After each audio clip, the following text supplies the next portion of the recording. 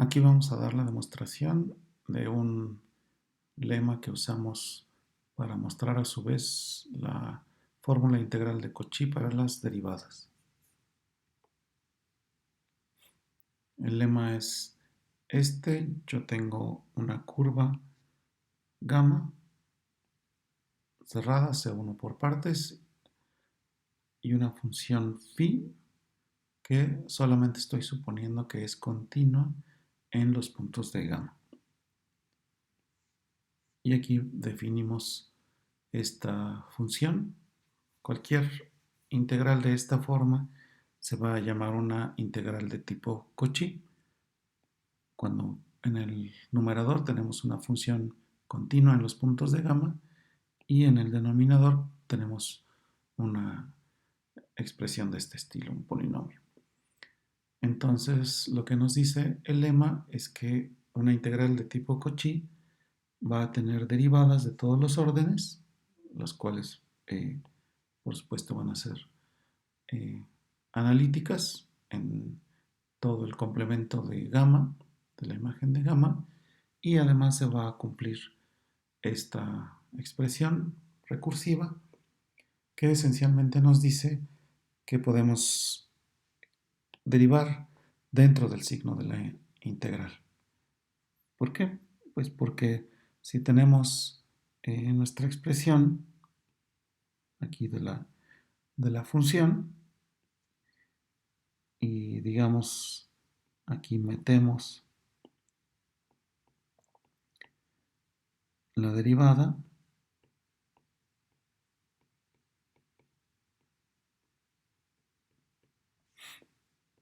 ¿cuánto vale la derivada de esta expresión? Pues vale phi de w, que no depende de z, y el denominador lo podemos escribir como w menos z a la menos n, de modo que la derivada me queda esta expresión, luego por la derivada de lo de adentro, que es menos 1. Y esto ya lo puedo escribir ahí, esto es gamma, como n phi de w menos z a la n más 1 de w, que sería exactamente n f n más 1 de z.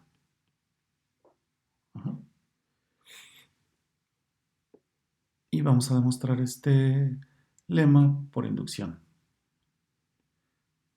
En el caso n igual a 1 tenemos que f1 está dada por esta fórmula y vamos a mostrar primero que f1 es continuo en todos los puntos del complemento de gamma. Entonces vamos a tomar dos puntos cualesquiera ahí. Nos vamos a fijar en esta diferencia. Yo quiero mostrar que esa diferencia es pequeña si z está muy cerca de z0, ¿no? Esa diferencia yo la puedo escribir como esta integral.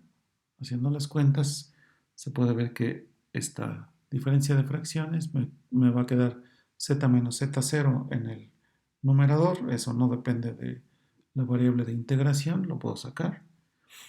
Y me queda esta integral, ¿no? Entonces lo que vamos a hacer es acotar esta integral. Para eso pues nos fijamos aquí en la figura. Digamos, aquí tengo la curva gamma. Esta que está aquí es la amarilla. Tengo un punto Z0 que está en el complemento de gamma. Y como la curva es un conjunto compacto, pues yo puedo encontrar un disco que aquí le llamé D a su radio, de modo que tenemos que W menos Z0 siempre es mayor o igual que D para todo W en la imagen de gamma. Y luego tomo un punto cualquiera z que diste de z0 menos que D entre 2, o sea, un punto por aquí. Cuando lo tomo de esa forma, pues ¿qué es lo que garantizo? Lo que garantizo es que W menos SZ es mayor o igual que D entre 2, de nuevo para todo W en omega.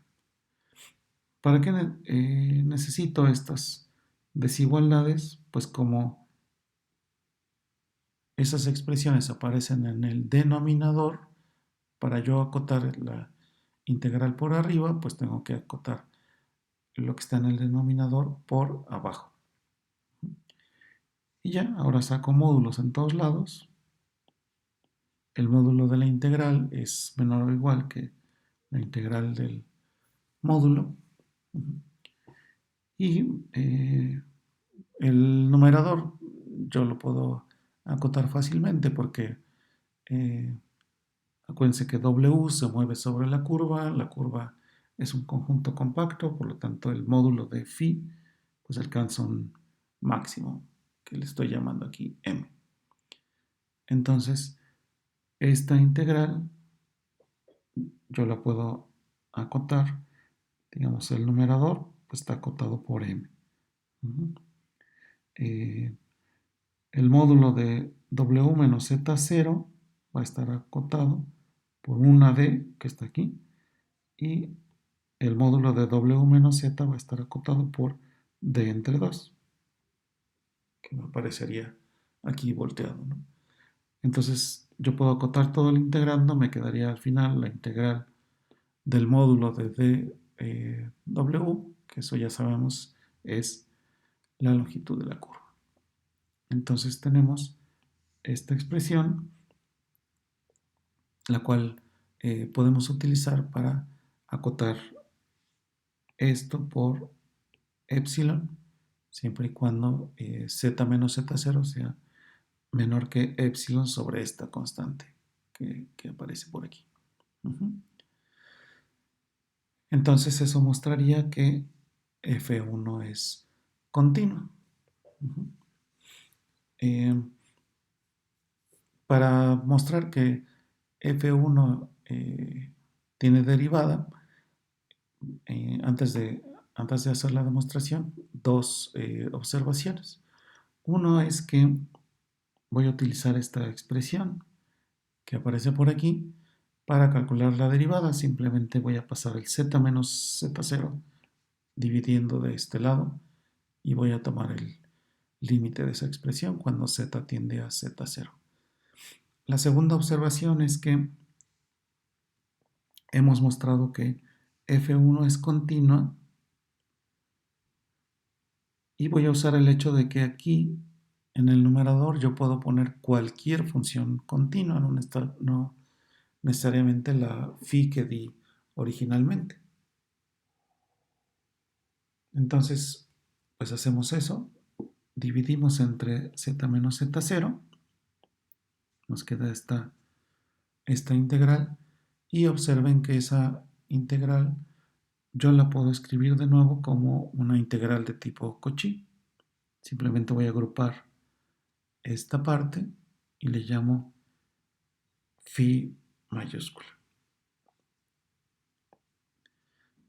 ¿Qué sabemos sobre esa phi mayúscula? Que también es continua en los puntos de gamma, porque la phi minúscula lo era y el denominador no se anula porque estoy suponiendo que z0 no está en la curva. Entonces, yo sé por lo que acabamos de demostrar que esta función va a ser continua. Y ahora sí ya voy a tomar el límite de todo. Entonces, al tomar el límite de esto, pues obtendría yo la derivada de f1 y al tomar el límite de esto, cuando z tiende a z0, pues obtengo esta integral. simplemente sustituyendo el valor de Z0. Y recordando quién es nuestra phi mayúscula, pues simplemente la metemos aquí y nos queda esta integral que es igual a f2. Entonces ya tenemos que f1 es continua en z0 y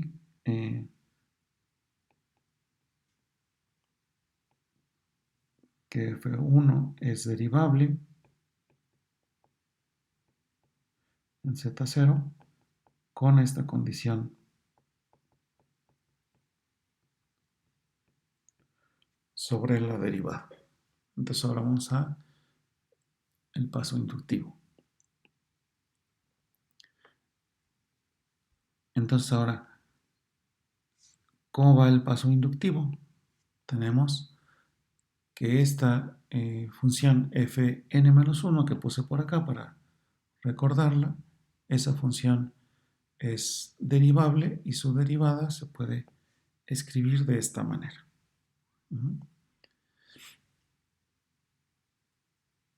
Solo recuerden que,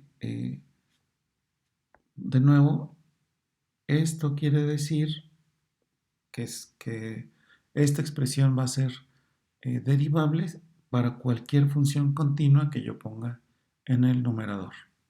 Eso va a ser otra vez importante más adelante. Entonces primero vamos a mostrar que nuestra función fn es continua. De nuevo tomamos dos puntos z y z0 que no están sobre gamma. Esta diferencia está dada por esta integral. Y ahora pues vamos a hacer un truco. Vamos a sumar un cero, bueno, bastante truculento de por sí. Observen que aquí tengo el mismo término. Este término lo pongo por acá. Y esto de aquí pues son dos expresiones iguales con signos opuestos. Entonces aquí sume un 0. Entonces voy a separar los dos primeros sumandos y los otros dos. En la primera parte simplemente calculo común denominador. El común denominador sería w menos z a la n por w menos z0, que es este. Y haciendo las cuentas me va a quedar esta expresión. Eso no tiene ningún misterio. Y en esta parte de acá voy a fijarme que me van a quedar unas integrales de nuevo de tipo Cauchy. Otra vez voy a agrupar esta parte y a esta de aquí le voy a llamar gn-1 de z, que está aquí abajo. De nuevo, entonces digo, esto le vamos a llamar phi mayúscula de w, con mi exponente aquí n-1. Entonces observen que gn-1 es de nuevo una integral de esta forma, cuyo comportamiento pues ya conocemos. Y la última integral que está acá no es otra cosa más que esta gn-1, pero evaluada en z0. Entonces, ahora vamos a proceder a analizar esto y esto. En el primer caso, me voy a fijar pues en la integral que aparece por ahí y voy a hacer de nuevo mi figurita como acá abajo, ¿no? O sea, yo sé que existe un número d tal que w menos z0 en módulo es mayor o igual que d. Y si tomo z en el disco de radio d sobre 2 con centro en z0, pues w menos z va a ser mayor o igual que d sobre 2 para todos los puntos de la curva, de la imagen de la curva. ¿Ok? Entonces, eso quiere decir que voy a poder acotar esta integral de la manera usual. El módulo de la integral lo acoto por la integral del módulo de cada uno de estos. El módulo de la phi lo acoto por una constante m. Phi es continua en los puntos de la curva. El módulo de w menos z0 es mayor o igual que d, por lo tanto aquí yo puedo poner una d en el denominador y w menos z en módulo es mayor o igual que d sobre 2, entonces me va a aparecer aquí un término 2 entre d todo a la n. Y al final me va a quedar la integral del módulo de w, que es la longitud de la curva. Eso quiere decir que en la expresión de la diapositiva anterior, esta integral, pues yo lo voy a poder acotar por una cierta constante. ¿Y ahora qué hago con gn-1? Pues gn-1, ya sabemos qué propiedades tiene. En particular es una función continua. Por lo tanto, en la expresión anterior, esto que está aquí yo lo tengo acotado por una constante. Y entonces todo esto lo puedo hacer menor que, digamos, epsilon sobre 2 si hago suficientemente pequeño el módulo de z menos z0. Y la función gn-1 es continua en z0, por lo tanto eso también en módulo lo puedo hacer menor que epsilon sobre 2. Eso mostraría que la función fn es continua.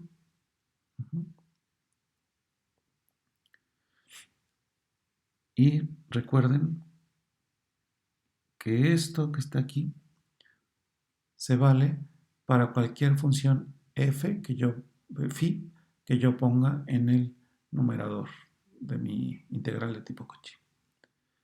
Entonces ahora vamos a calcular la derivada de fn. De nuevo, utilizaría la expresión de la diapositiva anterior. Esto es igual a esto de acá, divido entre z menos z0 todo. Y entonces me queda que esto es igual a esto que está aquí más este que está aquí, ¿no? Y ahora, ¿qué ocurre con cada uno de estos sumandos? Bueno, pues esta que está aquí, como es una integral de tipo Cauchy con un exponente n, eso es, digamos, una del tipo fn, es una función continua. Por lo tanto, el límite de esta expresión es igual a esto, sustituyendo aquí z0. Y en esta parte, pues eso es la derivada de gn-1. Y ya podemos ver qué ocurre. Esto que está aquí es justamente la definición de fn más 1 de z0. Y aquí, pues aplicamos la hipótesis de inducción. La derivada de cualquier función n menos un ésima, pues está dado por esto que está aquí, ¿no? Y pues nada más recordando cuál era la expresión de g de las g n-1 o g n, que sería esta expresión. tendríamos que esto es igual a, ¿qué es lo que me quedaría? Lo que me quedaría sería que Gn en Z0 es Fn más 1 en Z0. Y entonces al sumar, pues obtengo, aquí tengo una de estas expresiones más n menos 1 de la misma expresión, pues es n por f de n más 1 en Z0. Entonces tenemos esta, esta formulita. Por lo tanto, fn es derivable. Pero luego, como mostramos que el fn tiene derivadas de todos los órdenes, pues ya simplemente derivamos, ¿no? ¿Quién sería la segunda derivada de fn? Por la formulita que está aquí, eso sería n por la derivada de fn más 1. Pero fn más 1, pues de nuevo es una integral de tipo Cauchy. Entonces, esto que está aquí sería n por n más 1 fn más 2, y eso nos diría que la segunda derivada de fn existe y así, etcétera, ¿no? O sea, el resto de la demostración pues está claro que se hace por inducción. Entonces con eso ya tendríamos nuestro lema que, repito, se puede parafrasear diciendo que cualquier integral de tipo Cauchy tiene derivadas de todos los órdenes.